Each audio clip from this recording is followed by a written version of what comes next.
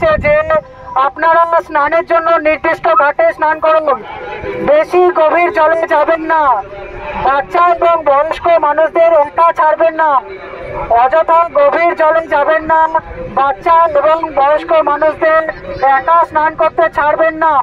স্নানের জন্য নির্দিষ্ট ঘाटे स्नान करबें। गंगा सागर में आए हुए समस्त पुण्यार्थी को ये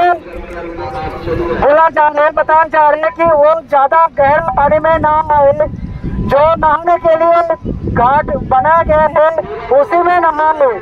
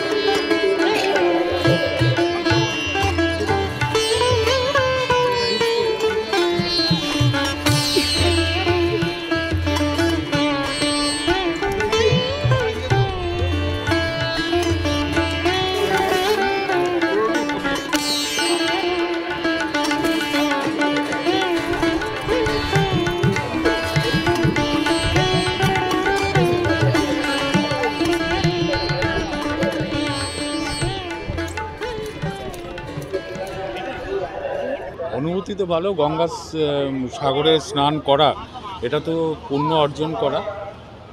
লাখো লাখো মানুষ আসে। গত বছর 1 কোটির ওপরে মানুষ এই গঙ্গাসাগরে স্নান করতে এসছে এবং আমাদের মাননীয় মুখ্যমন্ত্রী তিনি যে পরিকাঠামো তৈরি করে দিয়েছেন গত 10 বছরে ভারতবর্ষের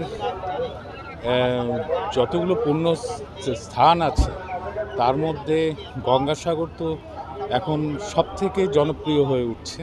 আপনারা দেখতে পাচ্ছেন কত মানুষ এসছে। এবারে 1 কোটি মানুষও অতিক্রম করে যাবে আমরা আশা করছি। গত বছরের থেকে এবারের সংখ্যাটা যদি কুম্ভ মেলা আছে তা সত্ত্বেও ছাপিয়ে যাবে বলে। কুম্ভ মেলা থাকলে ওটা কোনো বিষয় না, কারণ বহু মানুষ আমি শুনেছি তারা কুম্ভ স্নান করে আবার এখানে আসে, আবার এখান থেকে স্নান করে কুম্ভতে যায়। ফলে যারা এই গঙ্গাসাগরে স্নান করতে আসেন তারা আসবেনই এবং সংখ্যাটা বাড়ছে।